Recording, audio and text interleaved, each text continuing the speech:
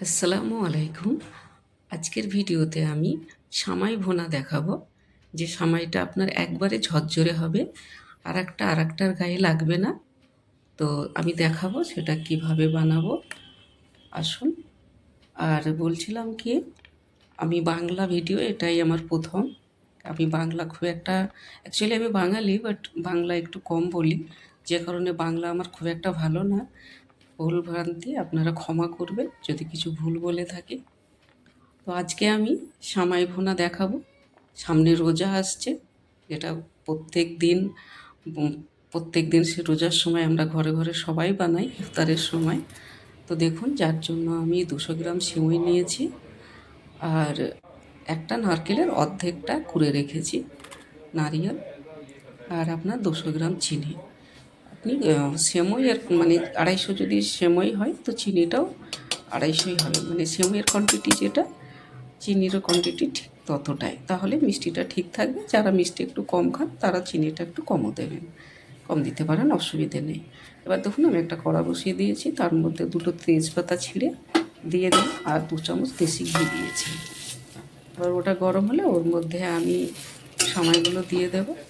সামাইগুলো একটু আমি হাতে করে ভেঙে নিয়েছি, আপনারাও একটু হাতে করে ভেঙে দেবেন। ভেঙে ভেঙে নিলে কড়াইয়ের মধ্যে ভাজতে সুবিধা হয়, নাহলে এদিকে ওদিকে ছিটিয়ে পড়ে যায়। গ্যাস ফ্লেমটা হাই রাখবো, আর এটা লাল লাল করে ভেজে নেব। এটা বারবার পালট দেবো, কেননা এটা যদি ছেড়ে দেওয়া হয় তাহলে নিচে সাইডের সেমইগুলো কালো হয়ে যাবে, পুড়ে যাবে, আর উপরেরটা কাঁচা থেকে যাবে। যে কারণে দরকার হলে গ্যাসটা কমও করতে পারেন, ফ্লেমটা কম দেখলে বেশি ভালো হয়।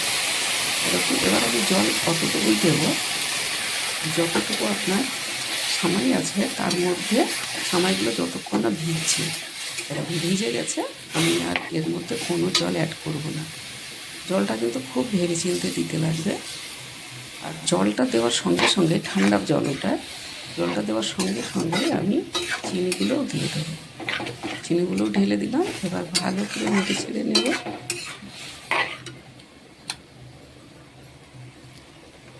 তারপরে নারকেলের টুকরোগুলো ওর মধ্যে দিয়ে দেব, দিয়ে আবার খুন্তি দিয়ে ভালো করে নাড়বো, যাতে কোনোটা একটু বেশি পাকা কোনোটা কম পাকা এটা যেন না হয়, সবগুলো যেন সমানভাবে হয়। তার জন্য একটু বারবার নাড়ব। অপর সাইডে আমি একটা থালা নিয়ে তার উপরে একটু দেশি ঘি লাগিয়ে রাখলাম, যেটার মধ্যে আমি সামাইগুলো ঢেলে নেব,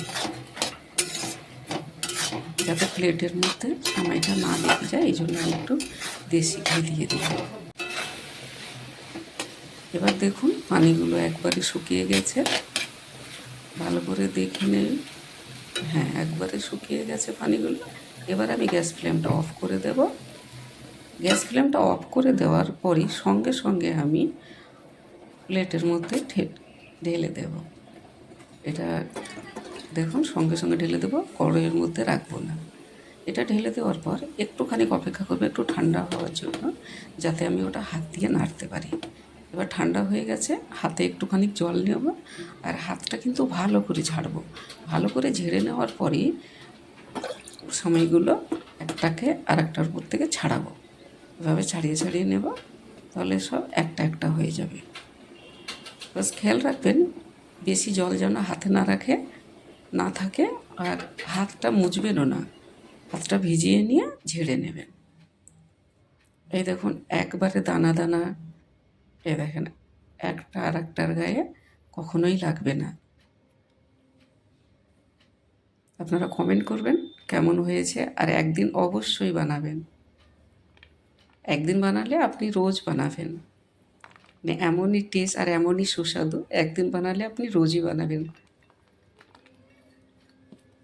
দেখুন, আবার রেডি। এবার এটাকে আপনি ফ্রিজে রেখে খেতে পারেন, এখন তো শীতের সময়, বাইরে রেখেও খেতে পারেন। সামনে রোজা আসছে, যেটা আমাদের ঘর ঘর আর সময় তৈরি হয়। আপনারাও খাবেন, বানাবেন।